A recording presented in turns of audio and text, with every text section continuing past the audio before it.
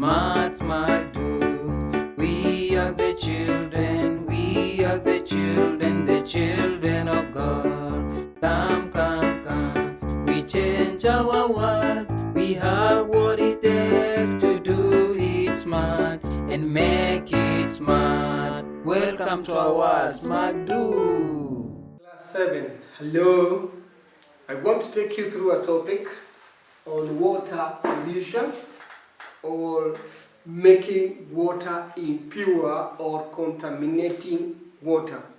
When you add some pollutants are substances that make water impure. When you add some pollutants, I would also call them contaminators,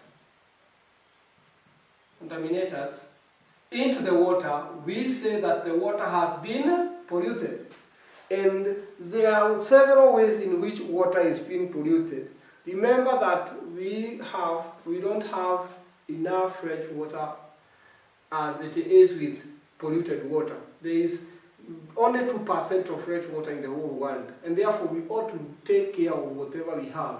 And therefore I want to take you through the causes of water pollution. The causes of water pollution, mostly referring to our place.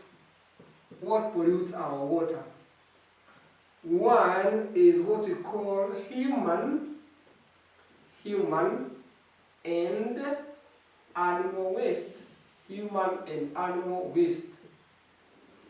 If people bathe in the river, that is human waste. If people also urinate in the river, or if you water animals in the river, you take the animal to drink water in the river directly, where they land there, they defecate in the same water, urinate in the same water, those animals are polluting water, and in case those animals have some waterborne diseases, they will discharge the same many into the water, and whoever would take that water downstream will be a victim of the polluted water.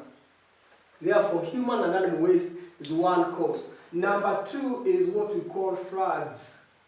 Anytime it rains heavily, the runoff, the flood water, sweeps away soil, and mostly where vegetation has been cleared.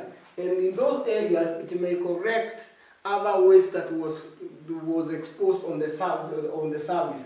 Therefore, the silt that is carried away by the flood water pollutes water. It makes that water impure. You can't drink groundwater. The other one is oil spillage. This one mostly occurs in the high seas, or ocean, when tankers are transporting crude oil from outside world to Africa or to other places. In case there is an accident and it leaks, that oil floats on the surface of water. And oil spill is very dangerous to the aquatic life. What it does, it creates a layer. Remember that oil does not sink in water. Therefore, it creates a top layer up here. This is oil now. And the other one is seawater. And the fish are here. These are fish. So what happens? The moment this occurs, oil prevents entry of oxygen. These fish will suffocate due to lack of oxygen and die. And other plants that grow, the seaweeds, the plants that grow there that require also light in the air, oxygen, at the same time light, they are blocked by this oil. So oil spillage is not only dangerous to fish, it is also dangerous to aquatic life. Number four is what you call industrial low waste. When I use the word low waste, I am referring to untreated waste discharged by some industries. If industries discharge their waste into the river without treating it, it is said to be low, and it will make that water unsafe. It can also kill aquatic animals. Number five, the other thing that pollutes water is what we call the acid rain. The acid rain. What causes acid rain? When industries emit gases into the atmosphere, those gases may contain some acidic gases like sulfur dioxide and carbon dioxide. When those gases get into the rain-bearing clouds, they mix with those clouds to form acidic rain. And when that rain falls on the surface, it not only affects the living things, it will affect, number one, the plants will be scorched. Number two, it will affect animals, and mostly the aquatic animals, animals that live in water. Number three, it will affect the soil. It will affect the composition of the soil. It will interfere with the mineral salts, with the soil, and therefore it also affects the soil and also the animals living in the soil. So acid rain is a result of polluted water, and it is not good even to those animals. The other water pollutant is agricultural chemicals. Agricultural farm chemicals. Agricultural farm chemicals. These ones are also, they are when farmers use excess either fertilizers or they use excess pesticides, the day it will rain, these chemicals will be swept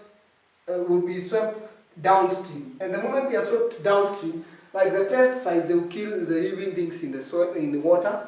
Like fertilizers will be an advantage to the water weeds. You have, like in Eastern Africa, there is a lake by the name of Victoria, where there is rampant growth of a weed known as the water hyacinth.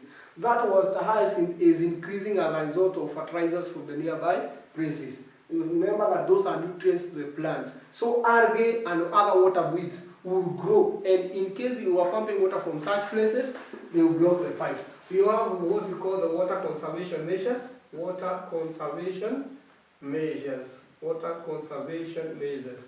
What I am referring to this is, what are we going to do to take care of the water we have and utilize it properly? Number one, we should do what we call recycling. Recycling means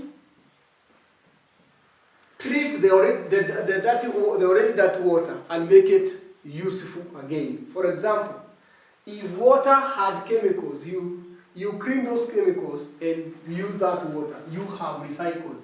Recycling means treatment. Treating water treatment. Water treatment.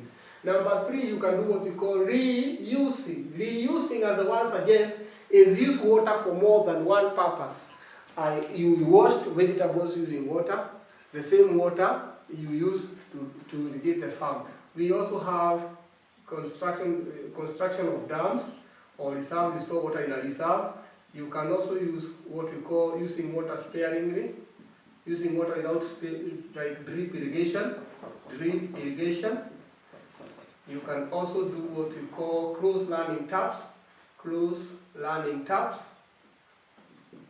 You are sparing water.